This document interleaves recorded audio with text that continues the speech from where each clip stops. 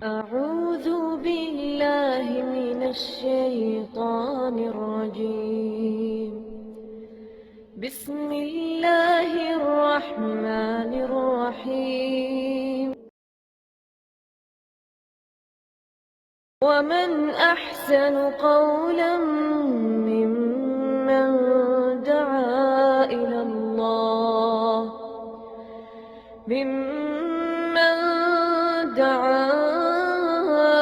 الله وعمل صالحا وقال إنني من المسلمين.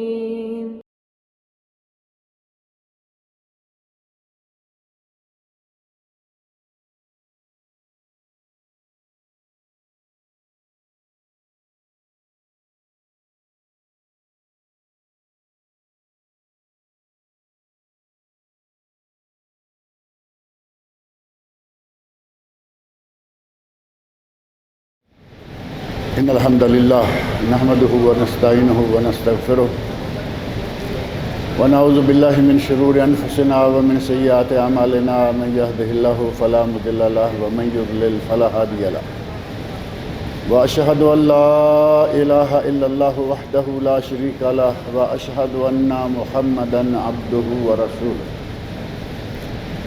أما بعد فإن خير الحديث كتاب الله وخير الهدي هدي محمد صلى الله عليه وسلم وشر الأمور محدثاتها وكل محدثة بدعة وكل بدعة ضلالة وكل ضلالة في النار. رب اشرح لي صدري ويسر لي أمري واحلل عقدة من لساني يفقهوا قولي. رب اعوذ بک من همزات الشیاطین واعوذ بک رب ان یحضرون. اعوذ باللہ السمیع العلیم من الشیطان الرجیم. یا ایہا الذین آمنوا توبوا الی اللہ توبۃ نصوحا. ہم لوگوں پر اللہ رب العزت کے بے شمار احسانات ہیں. اتنے انعامات و احسانات ہیں کہ ان کی گنتی کرنا ہمارے بس میں نہیں ہے. اللہ رب العزت نے قرآن کریم کے 2 مقامات پر ارشاد فرمایا ہے وَإِن تَعُدُّوا نِعْمَةَ اللَّهِ لَا تُحْصُوهَا، کہ اگر تم اللہ کی نعمتوں کو گننا بھی چاہو تو گن نہیں سکتے. اللہ رب العزت نے ہمیں مسلمان بنایا. کچھ چھوٹا سا احسان ہے، بہت بڑا انعام ہے، بہت بڑی اس کی نعمت ہے. اگر مسلمان نہ بنایا ہوتا تو آج کوئی مندروں کی گھنٹیاں بجا رہا ہوتا، کوئی چرچوں میں جا رہا ہوتا، کوئی کہیں دھکے کھا رہا ہوتا. ہمیں اللہ رب العزت نے اسلام دیا، مسلمان بنایا. آج ہم لا الہ الا اللہ محمد رسول اللہ پڑھنے والے ہیں. اور اللہ رب العزت نے ہمیں محمد مصطفیٰ صلی اللہ علیہ وسلم کا امتی بنایا. وہ نبی جو کہ تمام انبیاء اور رسل کے امام ہیں، تمام انبیاء اور رسل کے سردار ہیں، سب سے افضل اور سب سے اعلیٰ. اور ہمیں اس امت کا فرد بنایا جو امت پہلی تمام امتوں سے افضل ترین امت ہے. اللہ رب العزت نے قرآن کریم میں ارشاد فرمایا کنتم خیر امۃ اخرجت للناس، تم بہترین امت ہو. کنتم خیر امۃ اخرجت للناس، تم بہترین امت ہو جو لوگوں کے لیے میدان میں لائے گئے. تامرون بالمعروف وتنہون عن المنکر وتؤمنون باللہ. 3 چھوٹی چھوٹی ڈیوٹیاں لگا دی. کہا کہ تم نیکی کا حکم دیتے ہو، برائی سے لوگوں کو روکتے ہو، اور اللہ کی ذات پر ایمان لاتے ہو. تینوں کاموں میں سے کوئی بڑا کام ہے جو نہ ہو سکتا ہو؟ ہم سارے مومن ہیں یا نہیں؟ ہم سارے مومن ہیں. الحمدللہ پہلی ڈیوٹی ختم ہو گئی. اب پیچھے کیا بچا؟ 2 ڈیوٹیاں. ایک نیکی کا حکم دینا اور دوسری برائی سے روکنا. اگر تھوڑی سی توجہ دیں تو یہ بھی ایک ہی ڈیوٹی بنتی ہے. ایک کس طرح؟ ابھی آپ کے سامنے ہمارے بھائی روزہ افطار کریں گے، کھانا کھائیں گے۔ آپ اس ڈیوٹی کو بڑے اچھے طریقے سے انشاءاللہ آج ابھی نبھانا شروع کر سکتے ہیں۔ آپ کے سامنے کھانا کھاتے ہوئے ایک صاحب نے بریانی دائیں ہاتھ سے کھائی اور بائیں ہاتھ میں بوتل پکڑی اور لبن، لسی یا پانی یا جوس پینا شروع کر دیا۔ یہاں آپ دونوں کام کر سکتے ہیں، امر بالمعروف بھی کر سکتے ہیں، اسے کہیں کہ بھائی ہم مسلمان ہیں، نبی صلی اللہ علیہ وسلم کے امتی ہیں اور نبی صلی اللہ علیہ وسلم نے ہمیں دائیں ہاتھ سے کھانے اور پینے کا حکم دیا، امر بالمعروف ہو گیا۔ اور اسے بائیں ہاتھ سے پینے سے منع کر دیں کہ ہمارے نبی صلی اللہ علیہ وسلم نے فرمایا ہے فَإِنَّ الشَّيْطَانَ يَأْكُلُ بِشِمَالِهِ وَيَشْرَبُ بِشِمَالِهِ، شیطان الٹے ہاتھ سے کھاتا اور پیتا ہے۔ اتنے سے وقت میں آپ نے تینوں ڈیوٹیاں پوری کر دیں اور اللہ رب العزت کا یہ اعزاز حاصل کر لیا، کنتم خیر امہ، تم بہترین امت ہو۔ نبی اکرم صلی اللہ علیہ وسلم کی امت ہونا یہ بہت بڑا شرف ہے ہمارے لیے۔ کوئی ایک نعمت ہے ہم پر اللہ رب العزت کی، اللہ نے سچ فرمایا ان تعدوا نعمت اللہ لا تحصوها، اگر تم اللہ کی نعمتوں کو گننا چاہو تو نہیں گن سکتے۔ بلکہ قرآن کریم میں یہاں تک فرمایا وَلَوْ أَنَّ مَا فِي الْأَرْضِ مِنْ شَجَرَةٍ أَقْلَامٍ، اگر روئے زمین پر جتنے درخت ہیں ان سب کی قلمیں بن جائیں، وَالْبَحْرُ يَمُدُّهُ مِنْ بَعْدِهِ سَبْعَةُ أَبْحُرٍ، یہ سمندر سارے کا سارا سیاہی بن جائے اور 7 گنا سمندر اور لائے جائیں، مَا نَفِدَتْ کلمات اللہ، اللہ کی نعمتوں، اس کے انعامات اور اس کے کلمات کا شمار پھر بھی ممکن نہیں۔ اللہ کی کس کس نعمت کا ذکر کیا جائے؟ اس کی ان بے شمار نعمتوں میں سے ہی ایک عظیم نعمت یہ ہے کہ اس نے ہمیں ماہ رمضان المبارک جیسا مہینہ عطا کیا ہے۔ یہ مہینہ جو تمام مہینوں کا سردار ہے، اس مہینے کے دن روشن، اس مہینے کی راتیں روشن، اس مہینے کے دنوں میں برکت، اس مہینے کی راتوں میں برکت، اور خاص طور پر یہ آخری عشرہ جو ان دنوں میں چل رہا ہے، یہ ویسے ہی تھوڑے سے دن ہیں۔ قرآن کریم میں اللہ نے فرمایا ایام معدودات، قرآن کریم سورۃ البقرہ آیت نمبر 184، فرمایا ایام معدودات، یہ تو گنتی کے چند دن ہیں، اور ہمیں اندازہ ہو چکا ہے، ایک سال نہیں، ہر سال اس بات کا اندازہ ہوتا ہے کہ یہ واقعی گنتی کے چند دن ہیں۔ ادھر رمضان شروع ہو رہا ہوتا ہے، دیکھتے دیکھتے ادھر رمضان نکل بھی چکا ہوتا ہے۔ ابھی دیکھو کل بات چل رہی تھی کہ رمضان آ رہا ہے، آج کہاں پہنچ گئے؟ آج 26 روزے الحمدللہ مکمل ہو گئے۔ تو اسی طرح ہماری عمر بھی ایک دن ختم ہو جائے گی۔ اگر ہم تھوڑا سا ان روزوں کے ختم ہونے، مہینہ کے ختم ہونے پر گہرائی سے نظر ڈالیں تو ہمیں اپنی عمر کا بھی اندازہ ہو سکتا ہے کہ یہ پتہ نہیں بلبلہ ہے کب ہوا کا جھونکا آئے اور یہ بلبلہ بجھ جائے۔ انسان کی زندگی اسی طرح ہے، کوئی نہیں کہہ سکتا کہ وہ اگلی سانس لے گا یا نہیں، اور اسے کل کا سورج دیکھنا نصیب ہوگا یا نہیں، کس وقت اللہ رب العزت اس کی ڈور کھینچ لے۔ اللہ رب العزت نے آج ہمیں زندگی دے رکھی ہے اور یہ مبارک مہینہ بھی ہمیں اللہ نے عطا کیا ہے۔ ہمیں چاہیے کہ جتنے دن بھی باقی ہیں، ابھی ظاہر ہے کہ باقی کتنے دن رہ گئے؟ 3 دن، میرا 3 کا سوال زیادہ صحیح ہے، 4 تو یہاں بہت کم ہوا کرتے، اب 3 دن باقی رہ گئے ہیں، چلیے 4 مان لیتے ہیں۔ لیکن رمضان المبارک کے ان 4 دنوں میں سب سے بہترین رات متوقع ہے۔ اللہ رب العزت سے امید ہے کہ انہی 4 دنوں کی راتوں میں سے ایک رات لیلۃ القدر۔ شیخ محمد عالم صاحب آپ کے سامنے ابھی بات کر رہے تھے نا کہ صحابہ کرام نے قسم کھا کے کہا کہ وہ کون سی رات ہے؟ 27ویں رات۔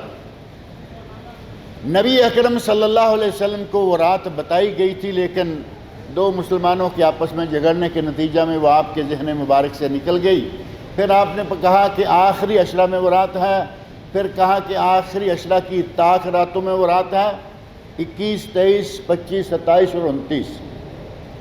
لیکن ایک حدیث پر اگر غور کریں تو لگتا ہے کہ یہ کبھی 22، 24، 26، 28 اور 30 میں بھی آ سکتی ہے۔ اور وہ حدیث کون سی ہے؟ نبی صلی اللہ علیہ وسلم ارشاد فرماتے ہیں کہ جس نے لیلۃ القدر کو تلاش کرنا ہے وہ اس رات میں تلاش کرے جب 3 روزے باقی رہ گئے ہوں، 3 رمضان کے دن باقی رہ گئے ہوں، یا 5 روزے باقی رہ گئے ہوں، یا 7 روزے باقی رہ گئے ہوں۔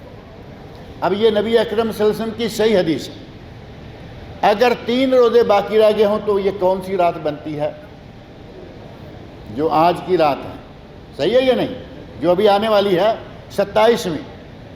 5 روزے رہ گئے 25ویں، 7 روزے رہ گئے 23ویں، اور ایک حدیث سے پتہ چلتا ہے کہ یہ 21ویں رات ہے۔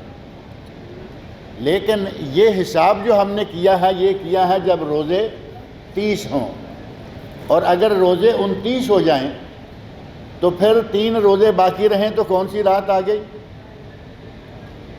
26ویں، پھر آ گئی 26ویں، پھر آ گئی 24ویں، پھر آ گئی 22ویں۔ لہذا سب سے بہترین عمل یہ ہے کہ ہم کسی ایک رات پہ تکیہ کر کے نہ بیٹھیں، بلکہ پورے 10 دنوں کی 10 راتوں کو جتنا بھی ہو سکے محنت کر کے پانے کی کوشش کریں۔ امام ابن قیم رحمۃ اللہ علیہ فرماتے ہیں اگر کبھی پورے سال کی 360 راتوں میں سے کوئی ایک رات لیلۃ القدر ہوتی، میں 360 راتوں میں کوشش کرتا کہ میں اسے پا لوں۔ فرمایا کہ یہ 10 راتیں کیا ہے، ہم 360 میں بھی پانے کی کوشش کرتے، اور سلف صالحین امت واقعی ایسا کرتے رہے ہیں۔ ہمارے علماء سلف میں سے بعض علماء نے ایک اور رنگ سے بھی اس 27ویں رات کو بڑا اسپیشل رات قرار دیا ہے۔ وہ کہتے ہیں کہ جس صورت میں لیلۃ القدر کا ذکر ہے، سورۃ القدر ہی ہے نا، انا انزلناہ فی لیلۃ القدر وما ادراک ما لیلۃ القدر لیلۃ القدر خیر من الف شہر، وہ رات جو کہ 1000 مہینے سے بھی بہتر ہے، برابر نہیں، 83 سال اور 4 مہینے سے بھی زیادہ عبادت کا ثواب اللہ تعالیٰ اس کو دیتا ہے جو اس رات کو پالے۔ علماء نے محنت کی اور یہاں تک کہا کہ انا انزلناہ فی لیلۃ القدر پہلے لفظ سے الفاظ گننا شروع کر دیں تو 27واں لفظ بنتا ہے ہیا۔ ہیا ہے یا نہیں اس میں، اس صورت میں ہیا حتی مطلع الفجر، یہ ہیا ضمیر ہے، اور یہ ضمیر کس کی طرف لوٹ رہی ہے؟ لیلۃ القدر کی طرف۔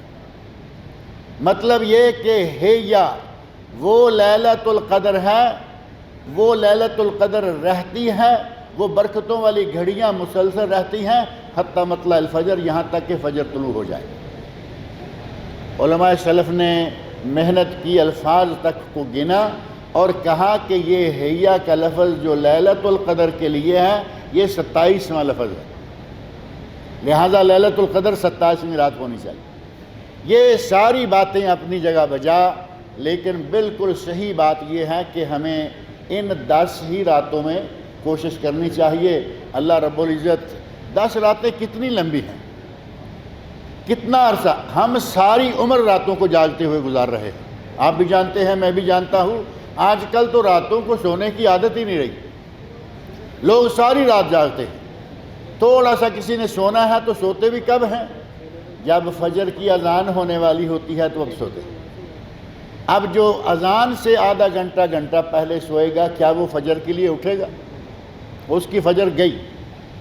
ہم ساری عمر جاگتے ہوئے راتیں گزار رہے ہیں، اللہ کے لیے 10 راتیں گزار لیں، 83 سال اور 4 مہینے سے زیادہ کی عبادت کا ثواب پا سکتے ہیں۔ یہ انتہائی برکت والی ساعتیں، یہ مہینہ برکتوں کا مہینہ، یہ مہینہ مغفرتوں کا مہینہ، اور یہ مہینہ اللہ رب العزت کی رحمتوں کا مہینہ ہمارے پاک و ہند میں ایک حدیث بڑے زور و شور سے بیان کی جاتی ہے، رمضان المبارک کا پہلا عشرہ رحمت کا، دوسرا عشرہ مغفرت کا، تیسرا عشرہ نجات کا، جہنم سے نجات کا، مشہور ہے یہ نہیں؟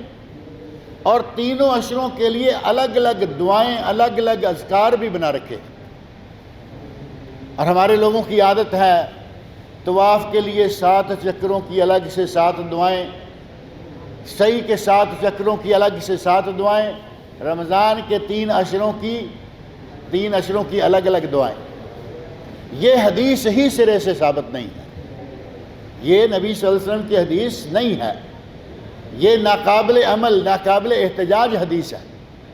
یہ پورے کا پورا مہینہ 30 کے 30 دن ہی رحمت ہے، 30 کے 3 دن ہی بخشش ہیں، اور 30 کے 30 دن ہی نجات ہے جہنم سے۔ نبی اکرم صلی اللہ علیہ وسلم نے ارشاد فرماتے ہیں کہ اللہ ہر روز اپنے بے شمار بندوں کو جہنم سے آزاد کرتا ہے، اور یہ کسی ایک رات میں نہیں ہوتا، بلکہ یہ پورا رمضان کا مہینہ نجات کا سلسلہ جاری رہتا ہے۔ یہ مہینہ ماہ غفران ہے، یہ مہینہ ماہ عفو و کرم ہے، یہ مہینہ توبہ طائب ہونے کا مہینہ ہے۔ اس مہینے میں ہمیں چاہیے کہ اپنے سارے حساب کتاب چیک کر لیں اور دیکھ لیں کہ ہم نے آج تک پچھلے سال، پچھلے رمضان سے اس رمضان تک ہم نے کیا کیا۔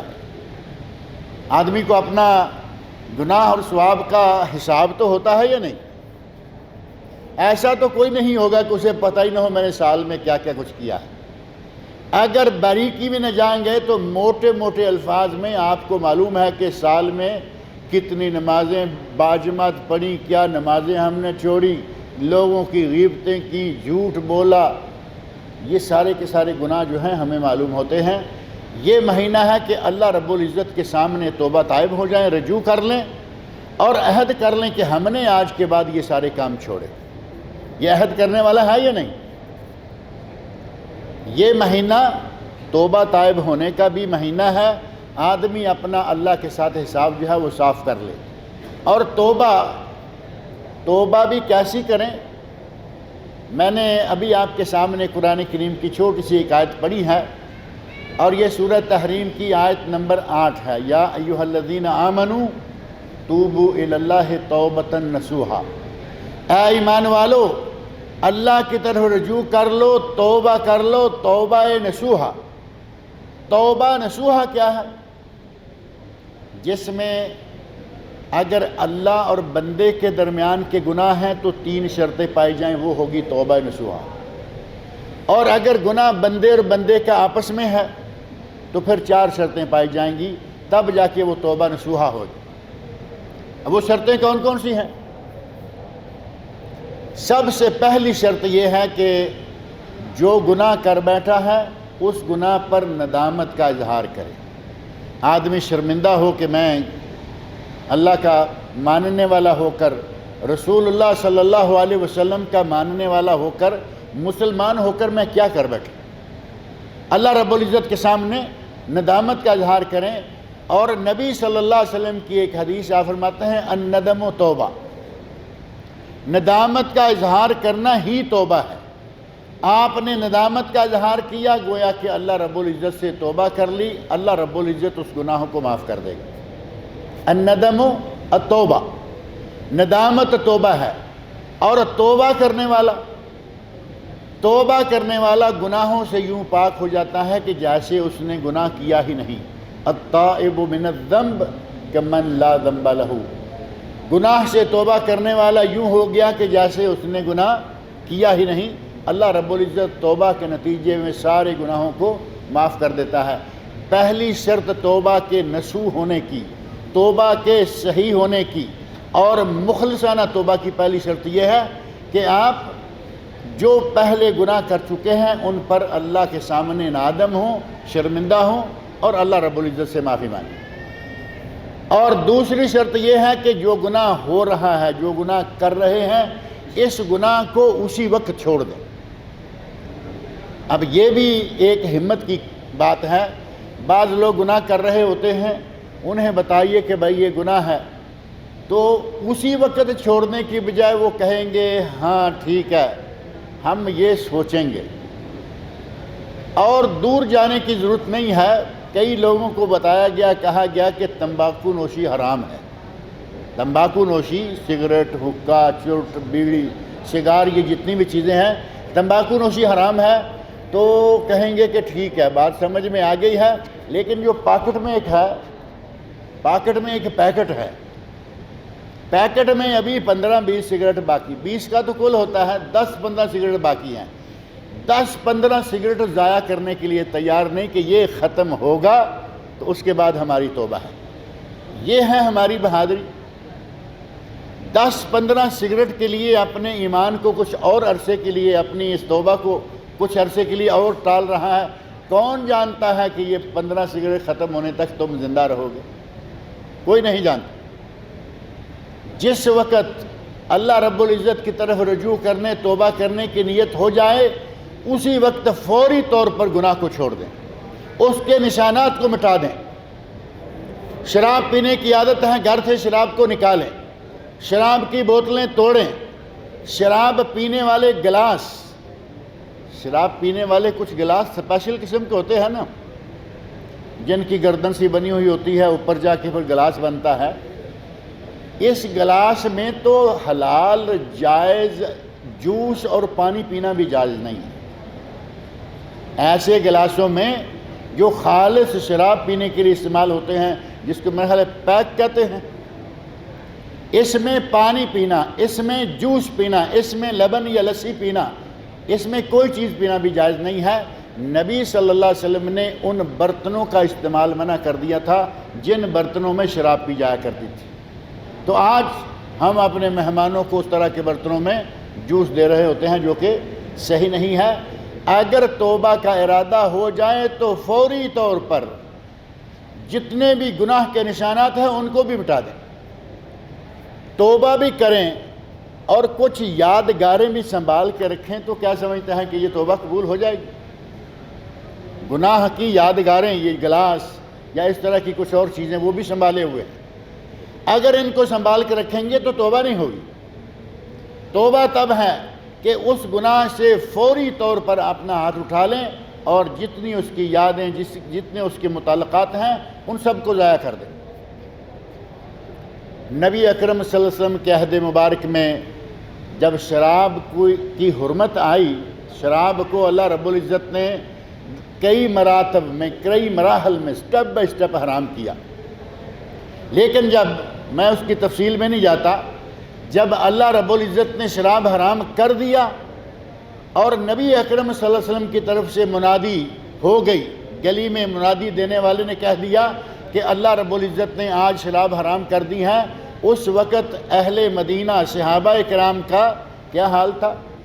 اگر کسی کے ہاتھ میں وہ جام ہے تو اس نے جام واپس کر دیا، اگر کسی کے منہ میں گھونٹ ہے تو اس نے وہ گھونٹ بھی واپس پھینک دیا۔ جس کے گھر میں جتنی بھی شراب ہے، گڑوں میں ہے، سرائیوں میں ہے، کہاں بھی ہے، ساری کی ساری شراب گلیوں میں بہا دی۔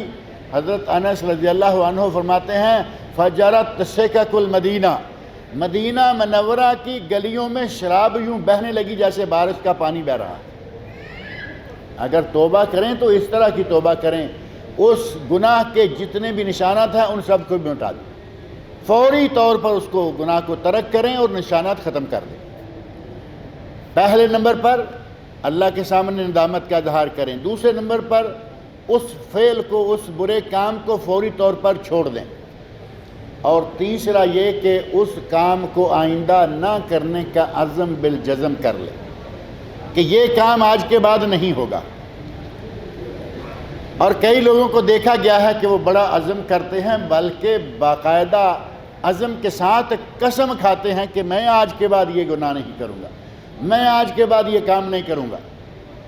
یہی سگریٹ پینے والے، بڑی شراب کی ہم مثالیں نہیں دیتے، سگریٹ پینے والے سگریٹ چھوڑی، دوست و احباب کے سامنے عہد کیا کہ میں آج کے بعد سگریٹ نہیں پیوں گا، سگریٹ چھوڑی اور ساتھ قسم کھائی، اور تھوڑے دنوں کے بعد پتہ چلا جی قسم کا کفارہ کیا ہے۔ اب کفارہ پوچھتے پھر رہے ہیں کیونکہ توبہ توڑ بیٹھے، قسم بھی توڑ بیٹھے۔ یہ نہیں، توبہ کریں، تو یہ عزم بالجزم کریں کہ آج کے بعد اس گناہ کا اعادہ نہیں ہوگا، یہ گناہ دوبارہ کبھی نہیں کروں گا۔ یہ 3 شرطیں اس گناہ کے لیے ہیں جو بندے کا اور اللہ کا معاملہ ہوتا ہے۔ اور اگر بندے کا اور بندے کا معاملہ ہو تو پھر اس کی توبہ کے لیے ایک 4تھی شرط ہے۔ اگر کسی کو گالی گلوچ کی ہے اس سے معافی مانگے، کسی کی غیبت کی ہے اس سے جا کر معذرت کرے، معافی مانگے، اس کے لیے دعائیں مانگے کہ یا اللہ میں نے تیرے فلاں بندے کی غیبتیں کی، اس کو برا بھلا کر کے پیش کیا، اے اللہ تو اس پر رحم فرما، اس کو معاف کر دے۔ اور اگر کسی کا کوئی مال چرایا ہے تو اس کا مال واپس کرے۔ اب یہ ہے ایک تھوڑی سی اہم چیز، مال چرا لیا ہے، جب تک وہ مال واپس نہ ہو یا اس مال والے سے معافی نہیں مانگی جائے گی اس وقت تک توبہ قبول نہیں ہوگی۔ اب اگر مال لے کے آپ جاتے ہیں واپس، کمپنی کے سٹور سے مال نکالا ہوا ہے، ایک مثال ہے، سٹور کیپر تھا، سٹور سے مال نکال لیا، کھا گیا، اللہ رب العزت نے توبہ کا وقت دے دیا، توبہ نصیب ہو گئی، اب وہ چاہتا ہے کہ یہ مال میں واپس کروں تو وہ کیسے کرے گا؟ پہلی بات یہ کہ اگر جا کے مالک سے کہتا ہے کہ میں نے یہ چوری کیا تھا تو کیا ہوگا؟ ممکن ہے کہ وہ سیدھا پکڑ کے جیل میں ڈال دے۔ اب اس سے بھی بچنا ہے تو اس کے لیے ممکن ہے کہ وہ کوئی بھی طریقہ اختیار کرے، مالک کا مال اس کے پاس واپس جانا چاہیے کیونکہ وہ اس کا ہے، یا وہ اپنی زبان سے کہہ کے معاف کر دے کہ خلاص میں نے معاف کیا، یا پھر یہ مال اس کے پاس واپس جانا چاہیے، جس شکل میں بھی واپس کریں گے۔ اور کئی توبہ کرنے والے اس طرح توبہ کرتے ہیں کہ مسجد میں بیٹھ گئے، اندھیرے میں بیٹھ گئے، اپنے گھر میں بیٹھ گئے، رو رہے ہیں یا اللہ مجھے معاف کر دے، یا اللہ مجھے معاف کر دے، یا اللہ مجھے معاف کر دے، اور جس کا پیسہ چرایا ہوا ہے اس کا پیسہ واپس کرنے کو تیار نہیں، اس کے پاس جانے کو تیار نہیں، کوئی بھی ایسی شکل اختیار کرنے کو تیار نہیں ہے کہ میں یہ پیسہ واپس لوٹاؤں۔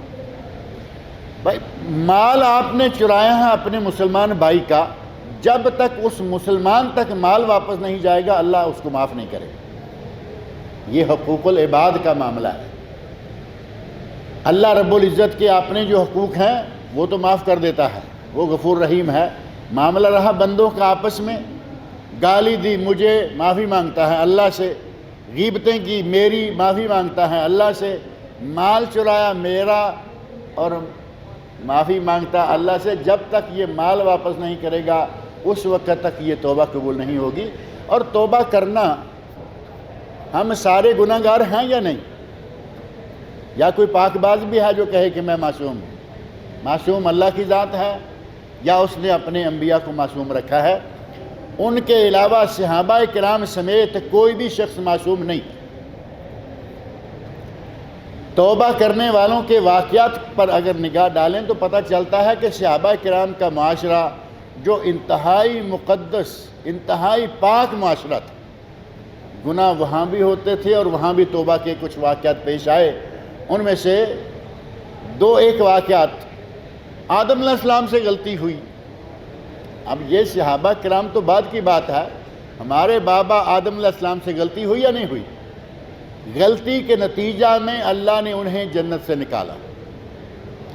بیک وقت 2 لوگوں سے غلطی ہوئی، ایک نے غلطی کی اور اکڑ گیا، اللہ رب العزت نے ہمیشہ کے لیے اپنے دربار سے اس کو دھتکار دیا، اور وہ ہے شیطان۔ دوسرے نے غلطی کی اور اللہ رب العزت کی طرف جھک گیا، اللہ رب العزت سے معافی مانگ لی، ربنا ظلمنا انفسنا وَإِن لَّمْ تَغْفِرْ لَنَا وَتَرْحَمْنَا لَنَكُونَنَّ مِنَ الْخَاسِرِينَ، معافی مانگ لی، اللہ رب العزت نے معاف کر دیا، لیکن جنت سے نکال دیے گئے۔ یہ سلسلہ بھی تو شروع ہونا تھا نا، اس دنیا کا سلسلہ بھی شروع ہونا تھا۔ اللہ رب العزت نے انہیں جنت سے نکال دیا، لیکن معافی مانگی، توبہ کی، اللہ رب العزت نے ان کی توبہ قبول فرما لی۔ اسی طرح انبیاء کرام کے بہت سارے واقعات ہیں۔ موسیٰ علیہ السلام، ان کی قوم، یونس علیہ السلام، ان سے غلطی ہوئی، ان کا واقعہ بڑا مشہور ہے۔ یونس علیہ السلام سے غلطی ہوئی، اللہ کی اجازت کے بغیر اپنی قوم کو چھوڑ کر نکل گئے، کشتی میں بیٹھے، پورا واقعہ آپ کو یقیناً یاد ہوگا، کشتی میں بیٹھے، کشتی ڈوبنے لگی، اوور لوڈ ہو گئی۔ کشتی والے نے کہا کہ ہم ایک آدمی کو نکال کر باہر ڈالیں گے تو سارے بچ جائیں گے، نہیں تو یہ کشتی ڈوب جائے گی، سارے مر جائیں گے۔ قرآن اندازی کی گئی، اور قرآن اندازی میں کس کا نام نکلا؟ یونس علیہ السلام۔ پانی میں گئے، اللہ رب العزت نے ان کی حفاظت کرنا تھی، اللہ رب العزت نے مچھلی کو حکم دیا، مچھلی آئی اور اس نے وہ امانت اپنے پیٹ میں محفوظ کر لی تاکہ دوسرا کوئی جانور، سمندری جانور نقصان نہ پہنچا سکے۔ اب مچھلی کے پیٹ سے سمندر کے اندھیروں میں اللہ رب العزت پکارا۔ وہ آیت بڑی مشہور ہے نا، جو ہمارے یہاں بوریاں، کھجور کی گٹھلیوں کی بوریاں گل میں پھینک دیتے ہیں، جی آج ہمارے یہاں آیت کریمہ ہے۔ اب پتہ نہیں وہ بوریوں کا سلسلہ کہاں سے لے لیا، اتنی بڑی تسبیح تو ہو نہیں سکتی تھی، اور یہ 1.25 لاکھ مرتبہ اس آیت کا پڑھنا، یہ پتہ نہیں کہاں سے لے لیا ہے کہ 1.25 لاکھ مرتبہ۔ بہرحال وہی آیت، لا الہ الا انت سبحانک انی کنت من الظالمین۔ مچھلی کے پیٹ میں اللہ رب العزت کی طرف رجوع کیا اور کہا کہ اے میرے اللہ، تیرے سوا کوئی معبود برحق نہیں، اور اگر تو نے مجھے معاف نہ کیا تو میں ظالموں میں سے ہو جاؤں گا۔ اللہ رب العزت نے معاف کیا نہیں کیا؟ اللہ رب العزت نے معاف کر دیا۔ اسی طرح انبیاء کرام سے غلطیاں ہوتی رہیں، صحابہ کرام سے غلطیاں ہوئیں۔ توبہ تو غلطی پہ ضروری نہیں ہے کہ غلطی ہو تبھی توبہ۔ ہمارے نبی صلی اللہ علیہ وسلم، صحیح مسلم میں 2 حدیثیں ہیں۔ ایک حدیث میں نبی صلی اللہ علیہ وسلم فرماتے ہیں کہ میں ایک دن میں کم از کم 70 بار اپنے رب سے توبہ کرتا ہوں۔ نبی صلی اللہ علیہ وسلم امام الانبیاء والرسل، ایک دن میں 70 بار۔ اور دوسری مسلم شریف کی حدیث ہے کہ میں ایک دن میں 100 بار اللہ رب العزت کی طرف رجوع کرتا ہوں، توبہ کرتا ہوں۔ آپ اندازہ کریں کہ ہم کتنے گناہ گار ہیں۔ 70 اور 100 تو دور کی بات ہے، ہمیں تو شاید 7 مرتبہ بھی نصیب نہیں ہوتا، بلکہ ہمارے کتنے دن اور مہینے گزر جاتے ہوں گے، ہمیں توبہ کا پتہ ہی نہیں کیا ہے۔ نبی اکرم صلی اللہ علیہ وسلم 70 اور 100 بار ایک دن میں توبہ کرتے ہیں۔ نبی صلی اللہ علیہ وسلم کیا گناہ گار تھے؟ نبی صلی اللہ علیہ وسلم کیا گناہ گار تھے؟ یار یہ تو پتہ ہونا چاہیے نا ہمیں۔ کیا ہمارے نبی گناہ گار تھے؟ ہمارے نبی قطعاً گناہ گار نہیں تھے، بلکہ اللہ رب العزت نے ان کے گناہوں کے بغیر سورۃ توبہ کے شروع میں سارے گناہوں کی معافیاں دے دیں۔ لیغفر لک اللہ، اللہ رب العزت معاف کر دے، ما تقدم من ذنبہ وما تاخر، جو گناہ پہلے ہو چکے، جو گناہ بعد میں ہوں گے۔ فرمایا اے میرے محبوب، ہم نے سارے گناہ تمہیں معاف کر دیے۔ نبی اکرم صلی اللہ علیہ وسلم معصوم، اس کے باوجود دن میں 100 اور 70 بار توبہ۔ صحابہ کرام کا معاشرہ جو کہ بڑا پاک اور مقدس معاشرہ ہے، اس معاشرہ میں بھی گناہ ہوئے اور ان لوگوں نے بھی توبہ کی، لیکن ہمارے جیسی توبہ نہیں۔ مال کھایا ہوا ہے دینے کو تیار نہیں، غیبتیں کی ہوئی معافی مانگنے کو تیار نہیں، اور توبہ مسجد میں بیٹھ کر کریں گے تو یہ توبہ قبول نہیں ہوگی۔ ان لوگوں نے، جن لوگوں نے اپنے گناہوں کے آخرت کے انجام سے بچنے کی کوشش کی، ان لوگوں نے کس طرح کی توبہ کی؟ آپ کے سامنے 2 واقعات صحابہ کرام رضی اللہ عنہ میں سے۔ ایک واقعہ حضرت ماعز بن مالک اسلمی رضی اللہ عنہ کا ہے۔ ماعز بن مالک اسلمی رضی اللہ عنہ، اور ایک واقعہ ایک خاتون غامدیہ ہیں، ان کا واقعہ ہے۔ اگر ان دونوں واقعات کی تفصیل میں جائیں تو یقین جانیں کہ رونگٹے کھڑے ہو جاتے ہیں کہ وہ لوگ کس قسم کے لوگ تھے۔ نبی اکرم صلی اللہ علیہ وسلم کے سامنے آ کے خاتون کہتی ہے یا رسول اللہ، مجھ سے گناہ ہو گیا ہے، طہرنی، مجھے پاک کیجئے، مجھ پر حد قائم کیجئے۔ نبی اکرم صلی اللہ علیہ وسلم نے توجہ نہیں دی۔ اللہ تعالیٰ سے معافی مانگو، اللہ غفور رحیم ہے۔ کہا یا رسول اللہ، آپ مجھے ماعز کی طرح شاید واپس لٹانا چاہتے ہیں، میں گناہ بھی کر چکی ہوں اور اس گناہ کے نتیجے میں میں حاملہ بھی ہوں، پریگننٹ ہوں۔ یعنی گناہ ایسے نہیں، اس گناہ کے نتیجہ میں میں حاملہ بھی ہوں۔ نبی اکرم صلی اللہ علیہ وسلم کو جب یہ معلوم ہو گیا کہ اب یہ تو معاملہ طے ہے، پکا ہے کہ یہ حاملہ بھی ہے اور گناہ سے حاملہ ہے، فرمایا جاؤ، اس کے ولی کو بلایا، اس کے سرپرست کو بلایا، کہا اسے ساتھ لے جاؤ، اس کے ساتھ حسن سلوک سے رہنا، اور جب بچہ پیدا ہوگا تو یہ معاملہ بعد میں دیکھا جائے گا۔ بچہ پیدا ہوا، اس کو اٹھائے ہوئے نبی صلی اللہ علیہ وسلم کے سامنے آ گئی، یا رسول اللہ مجھے پاک کیجئے۔ پاک ہونے کی کتنی فکر ہے، میری توبہ قبول ہو جائے کتنی فکر ہے۔ بچے کو اٹھایا، رسول اللہ صلی اللہ علیہ وسلم کے سامنے آ گئی، یا رسول اللہ مجھے پاک کیجئے۔ فرمایا جاؤ، جا کے بچے کو 2 سال دودھ پلاؤ، جب یہ کھانے پینے لگے گا تو پھر آؤ۔ نبی صلی اللہ علیہ وسلم کے حکم کے مطابق وہ عورت گئی اور جا کے بچے کو دودھ پلایا۔ 2 سال کے قریب کا بچہ ہوا، ہاتھ میں ٹکڑا دیا، نبی صلی اللہ علیہ وسلم کے سامنے لے کے آ گئی، یا رسول اللہ دیکھیں یہ روٹی کھا رہا ہے۔ نبی اکرم صلی اللہ علیہ وسلم نے بچہ وارثوں کے سپرد کر دیا اور اس عورت کے بارے میں کہا کہ جا کے اس کو رجم کر دیا جائے۔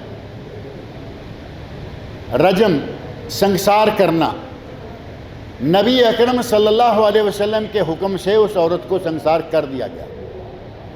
اور اس وقت صحابہ کرام میں سے بعض صحابہ نے کچھ نفرت والے کلمات کہہ دیے، زبان سے نکل گئے، اور نتیجہ نکلے کیوں؟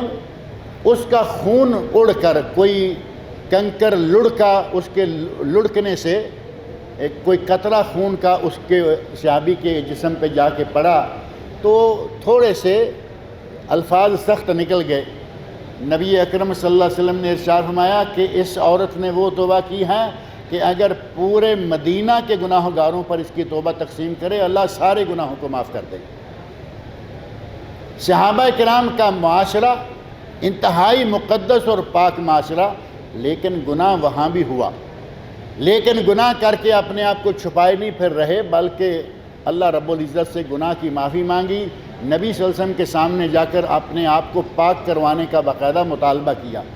اس خاتون نے کیا، اسی طرح حضرت ماعز بن مالک اسلمی رضی اللہ عنہ، ان کا بھی بالکل سیم اسی طرح معاملہ ہے، یا رسول اللہ پاک کر دیجئے۔ نبی اکرم صلی اللہ علیہ وسلم فرمایا جاؤ، اللہ رب العزت سے توبہ کرو، اللہ رب العزت معاف کرنے والا ہے۔ چند قدم حکم رسول پہ چل کے گئے، پھر پلٹ کے آ گئے، یا رسول اللہ مجھے پاک کر دیجئے۔ فرمایا جاؤ، اللہ معاف کرے گا۔ 4 مرتبہ تھوڑی دور جاتے ہیں، نبی کے حکم پر جاتے ہیں، پلٹ کے آ جاتے ہیں۔ نبی اکرم صلی اللہ علیہ وسلم نے تحقیق کی، جب تحقیق کے بعد ثابت ہو گیا کہ واقعی ماعز سے یہ گناہ ہوا ہے، تو نبی اکرم صلی اللہ علیہ وسلم نے حکم دیا کہ اس کو بھی سنگسار کر دیا جائے۔ اپنے آپ کو آخرت کے عذاب سے بچانے کے لیے ان 2 صحابی اور صحابیہ کا عمل دیکھیں کہ اپنی جان تک کی پرواہ نہیں کی، لیکن یہ خواہش ہے کہ آخرت پاک ہو جائے اور ان گناہوں کی سزا ہمیں آخرت میں نہ ملے۔ ہمیں چاہیے کہ ہم گناہ گار ہیں، وہ ایک گناہ ہوا اور وہ اتنے فکر مند ہو گئے کہ اپنی جان تک قربان کروا لی۔ ہم تو بہت گناہ کرتے رہتے ہیں، ہمیں چاہیے کہ ہر وقت کوشش کریں کہ اللہ رب العزت کی طرف رجوع ہو جائے، اور جب آدمی توبہ کر لیتا ہے تو توبہ کے ساتھ اس کے سارے گناہ جو ہیں وہ اللہ تعالیٰ معاف کر لیتا ہے۔ یہ مقدس مہینہ ہے، بابرکت مہینہ ہے، مغفرت کا مہینہ ہے، بخشش کا مہینہ ہے، نجات کا مہینہ ہے۔ اس میں اللہ رب العزت تو اپنے بندوں کو نجات دے رہا ہے، ساتھ ہی جب وہ دیکھے گا کہ میرا بندہ اپنے گناہوں کے اعتراف کے ساتھ میرے سامنے آ کے توبہ کر رہا ہے، اللہ تعالیٰ ضرور توبہ کو قبول کرے گا۔ اللہ رب العزت مجھے اور آپ سب لوگوں کو یہ توفیق عطا فرمائے کہ ہم اپنے گناہوں کی توبہ کریں۔ اے اللہ ہمارے گناہوں کو معاف کر دے، اے اللہ ہم نے چھوٹے بڑے جتنے بھی گناہ کیے ہیں ان سب کو معاف کر دے۔ اللہ رب العزت میرا اور آپ کا روزہ، قیام، تلاوت قرآن اور جو بھی کچھ چھوٹی موٹی عبادتیں ہم کر رہے ہیں، اللہ تعالیٰ ہماری ساری عبادتوں کو قبول فرمائے۔ اللہ رب العزت مجھے اور آپ سب کو نیک عمل کی توفیق عطا فرمائے۔ وما علینا الا البلاغ المبین۔